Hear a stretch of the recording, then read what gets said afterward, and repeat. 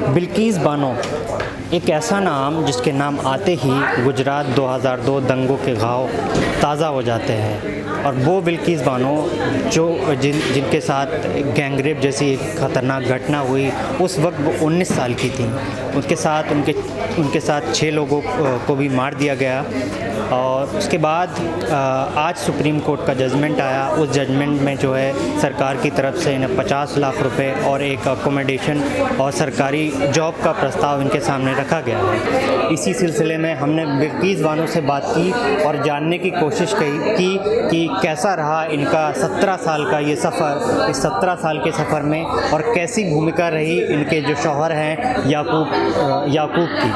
17 साल के लंबे इंतज़ार के बाद एक फ़ैसला सामने आया। उसके बाद प्रेस क्लब में कॉन्फ्रेंस ऑर्गेनाइज़ की गई। उस सिलसिले में बिल्किस बानो हमारे साथ मौजूद हैं। इनसे कुछ सवाल करेंगे उस केस से जुड़े कुछ। सबसे पहले तो मैं ये पूछना चाहूँगा, क्या जो फ़ैसला आया है आप उससे कितना मुतमईन हैं?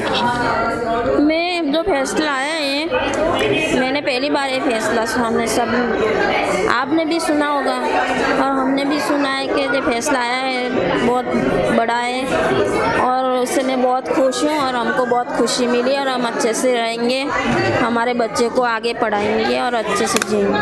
क्या क्योंकि ये बहुत लंबा समय है, 17 साल एक बहुत लंबा समय माना जाता है।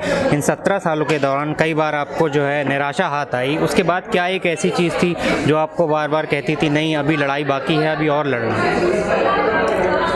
मेरी इस स्थिति के मेरा जो परिवार चला गया है, मेरी बेटी चली गई, इससे मुझे बहुत महसूस हो रहा था कि मैं क्या करूं, आगे तो मैं लड़ूंगी आगे। याकूब जी, हमारा सवाल आपसे ये है कि जैसा कि आज ज़्यादातर केसेस में ऐसा होता है कि परिवार मतलब विक्टिम का साथ छोड़ देता है, तो आप लगातार इनसे कंधे से कंधा मिलाकर बने रहे, तो आप क्या कहना चाहेंगे हमें कैसे इस तरीके के मामला से निपटना चाहिए एज ए हस्बैंड?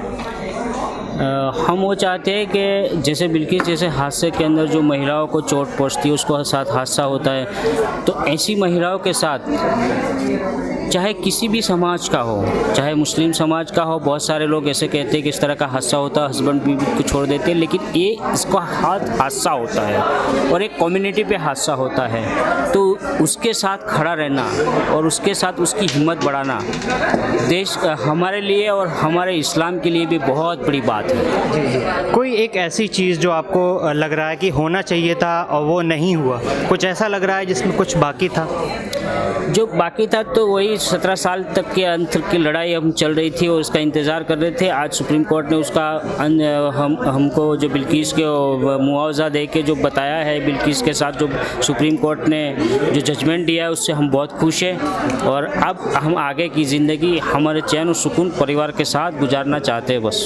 जैसा कि आपने देखा, बात करने के बाद हमने ये जाना कि बिल्किस बानो इस जजमेंट से पूरी तरीके से मुतमईन हैं और उनके जो शौहर हैं याकूब, उनका भी ये कहना है कि अब हम ठीक से रह पाएंगे। एक तरीके की आस जगी है और जुडिशरी जो भारत की जुडिशरी है उसके प्रति उनका विश्वास और मजबूत हुआ है। अब देखने के लायक ये होगा कि आने वाले वक्त में इस तरीके के सुप्रीम कोर्ट इस तरीके के कौन से लैंडमार्क जजमेंट्स संज्ञान में लाता है और उनके सवालों पर बात करता है। तब तक के लिए आप देखते रहिए द पॉलिसी टाइम्स।